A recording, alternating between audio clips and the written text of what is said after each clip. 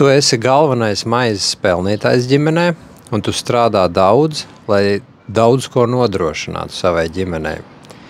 Bet tik un tā, pa spīti tam visam, ko tu dari, ir reizes, kad sieva tev pārmet par kaut ko.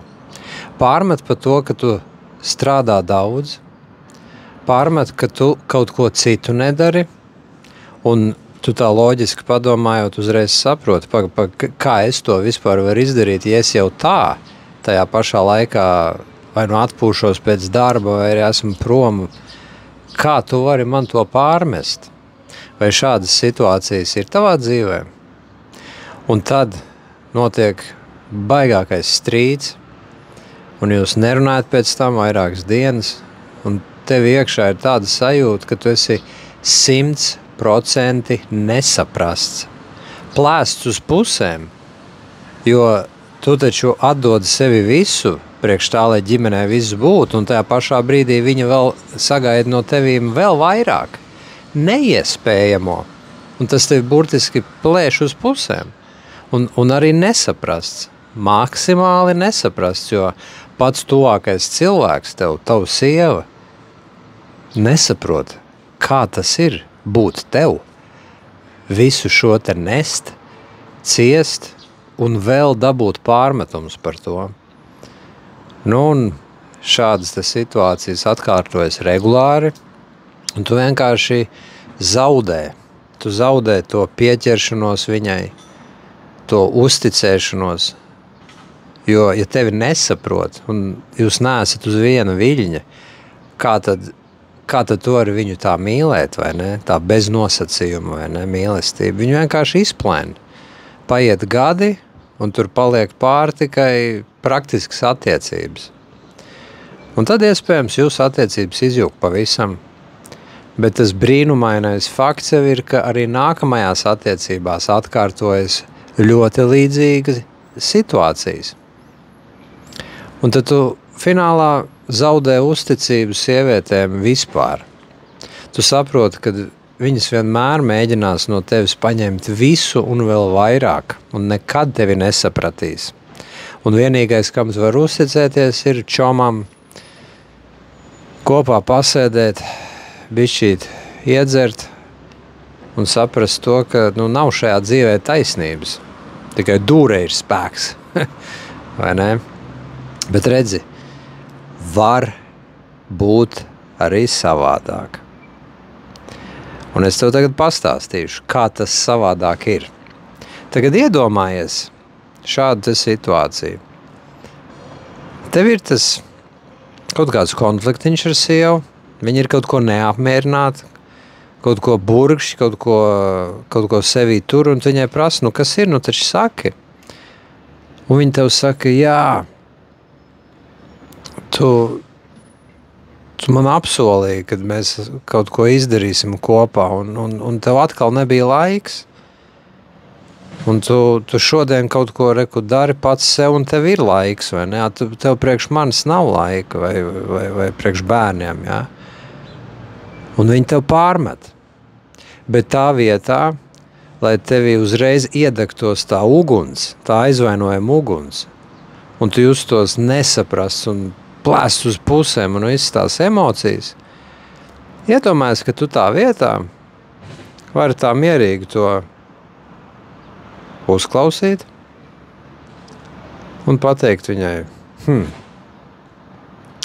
jā, es saprotu, kā tu jūties. Ja es ielieku sevi tavā vietā, jā, es arī būtu nedaudz sarūktināts.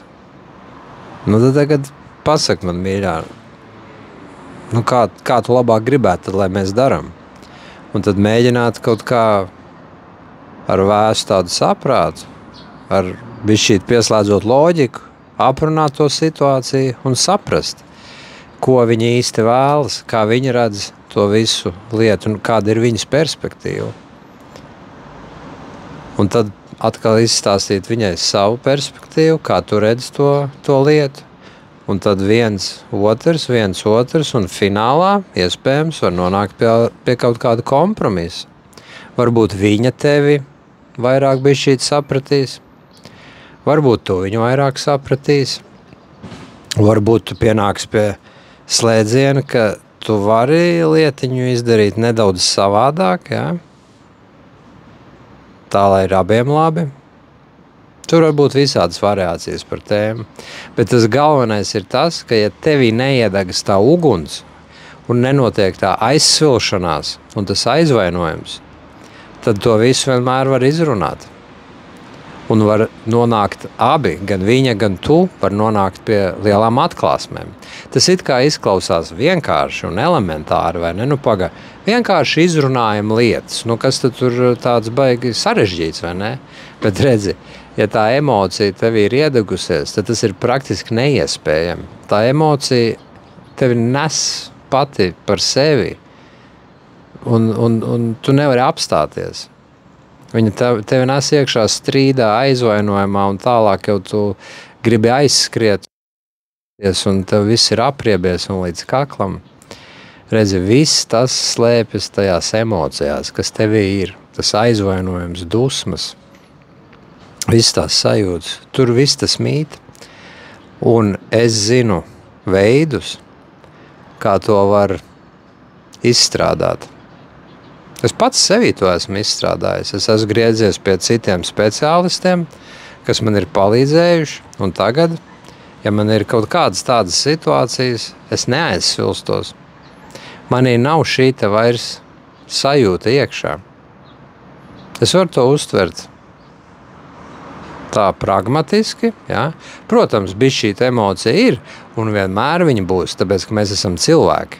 Mēs nevaram būt bez emocijām, ar 0 emocijām. Tas ir neiespējami.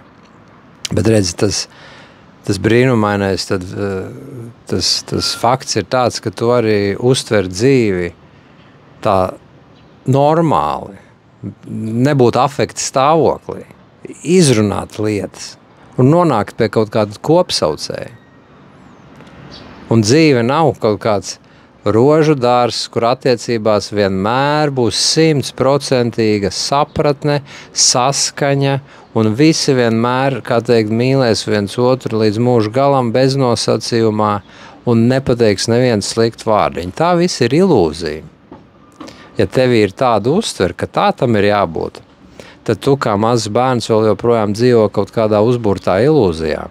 Īstajā dzīvē laulātie draugi viens otram spēj pateikt to, kas viņiem nepatīk, kas viņiem neapmierina, un tālāk notiek normāls dialogs.